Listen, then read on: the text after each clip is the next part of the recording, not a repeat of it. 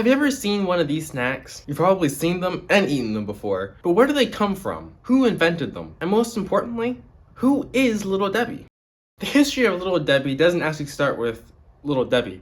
It starts with a man named O.D. McGee. He and his wife Ruth were trying to sell cakes together for 5 cents. He would drive around in a 1928 Whippet trying to make ends meet. Though his first bakery was successful, he wanted more opportunities, which led him to sell his bakery, much to his father-in-law's chagrin. So, in the Great Depression, while everyone was trying to make ends meet, McGee started his new bakery. And by 1935, in the middle of the Great Depression, he invented oatmeal cream pies. Which technically makes oatmeal cream pies 90 years old this year. He sold them for a nickel. Inflation is crazy, man. After making these oatmeal cream pies, McGee was able to buy a new company and change his name to McGee Baking Company. And after inventing the Nutty Bar in 1954, here's where his best idea began to take shape. In 1960, O.D. McGee had the idea of family size. The idea here being that you could have enough individually wrapped cakes for the entire family, and only for 49 cents. Now, if you had bought each oatmeal cream pie individually, it would have cost 60 cents, so this is a steal. 49 cents of money back then is around $4.34 of today's money. So really, they've gone down in price. I keep telling myself. During this time, McGee didn't actually know if these oatmeal cream pie family sizes were going to work. They had to choose a really good marketing strategy to make people want to buy. And that's where Bob Mosher comes in. He worked with OD. He suggested that someone in his family should be the face of the brand, because having someone in his family would be easier to market towards other people's family. McGee agreed with them and chose his 4-year-old granddaughter, Debbie. Yep, and that's who's on the Little Debbie packages.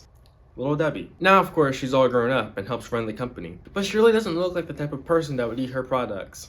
She looks like she'd eat quinoa and rice cakes. Anyway, O.D. didn't actually tell Little Debbie or her parents that he was going to use her face for his marketing campaign. He just took his favorite picture of her and went to Pearl Man, professionally known as Pearl Fresh, and asked her to make an illustration for it. I find this part to be a little weird because Pearl Fresh was not known for family-style artwork. If you know, you know. And if you know to subscribe for weekly fun facts and stories. Is that a corny transition? I thought it was pretty sweet.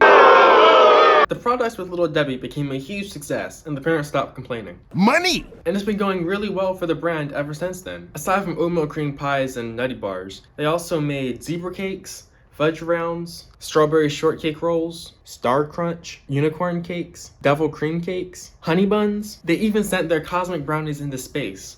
And by 1983, Little Debbie reached her pinnacle of success by inventing donut sticks. What's your favorite Little Debbie snack? Let me know in the comments below. Despite making food that most people would say is pretty bad for you, the McGee Baking Company is still a family-run business full of Seventh-day Adventists. Seventh-day Adventists are a branch of Protestant Christianity that believe on going to church on Saturday instead of Sunday. So before I go, there are a couple things I want to bring up. First of all, the Nutty Buddy was originally called the Nutty Bar and was changed for some reason. Most likely because people in the Midwest called it a Nutty Buddy from the start. And McGee Bakery makes up 1/3 of all cake snack sales. Their main competition being Hostess, which I have heard of, and Etterman's, which I have never heard of. The most popular Little Debbie snack is the oatmeal cream pie, followed by Swiss rolls and the Nutty Bar, the Nutty Buddy.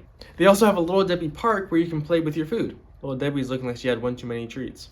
The story behind Little Debbie is quite charming, and the company hasn't gotten in trouble like other billion-dollar companies have. However, McGee does market towards kids, which probably isn't good considering how unhealthy these products are. But if you want to hear about a really wild company, check out the guys that invented Snickers. That story's crazy.